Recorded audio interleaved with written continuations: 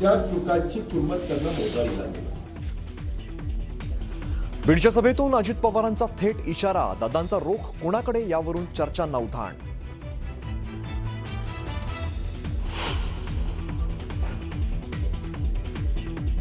महापालिकेच्या मतदानाआधीच महायुतीने खातं उघडलं. केडीएमसी, जळगाव, धुळे, पनवेल आणि अहिल्यानगरमध्ये शिवसेना भाजपाचे 15 पेक्षा अधिक उमेदवार बिनविरोध.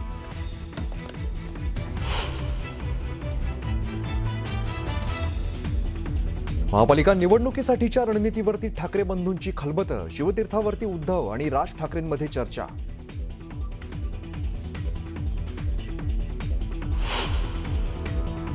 मराठी महापौर होऊ द्यायचा नाही, हा भाजपचा अजेंडा आहे. हा मराठीच होणार, हा हिंदूच होणार आणि तो आमचाच होणार.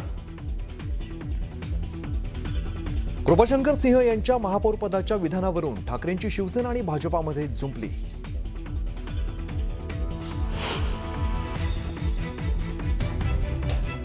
पुण्यातील भाजप उमेदवार पूजा मोरेंचा अर्ज मागे. स्थानिक पदाधिकाऱ्यांच्या दबावामुळे अर्ज मागे घेतल्याचा आरोप.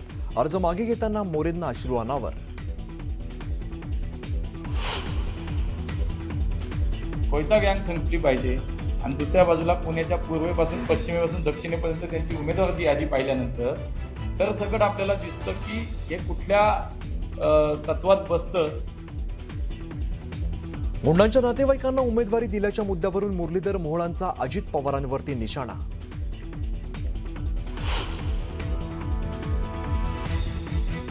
अनगरमध्ये राजकारण तापलं. उज्ज्वला थिटेंची नवनिर्वाचित नगराध्यक्ष प्राजक्ता पाटलांविरोधात याचिका.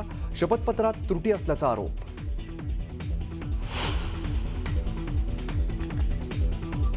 आणि साताऱ्यात भरला सारस्वतांचा मेळा. 99व्या अखिल भारतीय मराठी साहित्य संमेलनाच्या निमित्ताने निघाली ग्रंथदिंडी.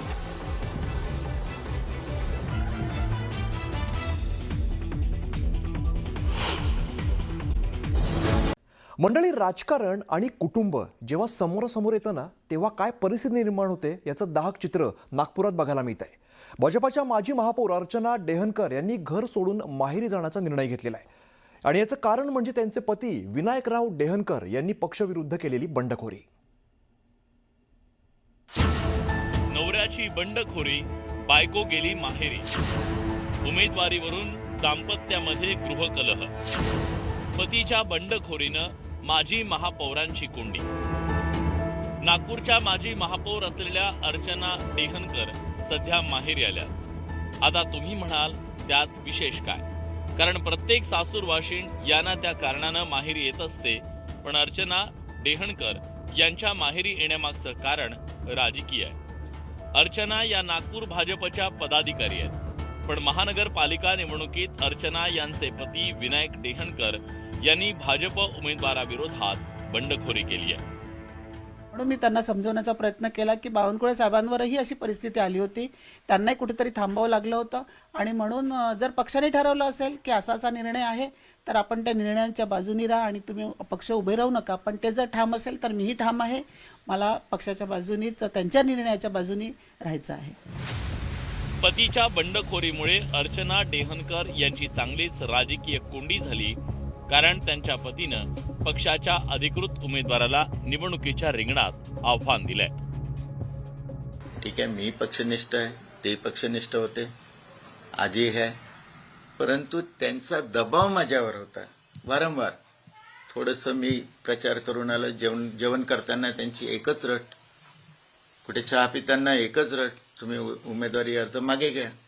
का बरं? मी म्हटलं बाबा, आपल्या आपसामध्ये वाद घालण्यापेक्षा तुम्ही माहेरी राहा निवडणुका होईपर्यंत, नाहीतर माझा प्रचार करा. ते म्हणाले मी प्रचार करणार नाही, पक्षाचाच प्रचार करेल. म्हटलं ठीक आहे, तुमचा निर्णय तुमचा आहे, माझा निर्णय तर मी स्वतंत्र आहे ना. पण मी माझा निर्णय म्हणजे मी जर भारतीय जनता पक्षात काम करत असेल तर माझा हा निर्णय आहे की अपक्ष उमेदवाराच्या बंडखोरासोबत मी नाही राहणार. आणि म्हणून बाजूला होऊन शहरामध्ये आणि महाराष्ट्रामध्ये कुठेही मी भारतीय जनता पक्षाचा प्रचार करेन. एकीकडे त्यांचे पती विनायक डेहनकर बंडखोर म्हणून निवडणूक लढवत आहेत, तर दुसरीकडे पक्षाचा उमेदवार अशा कात्रीत अर्चना डेहनकर सापडल्या. त्यामुळे त्यांनी सासर सोडून थेट माहेर गाठलंय.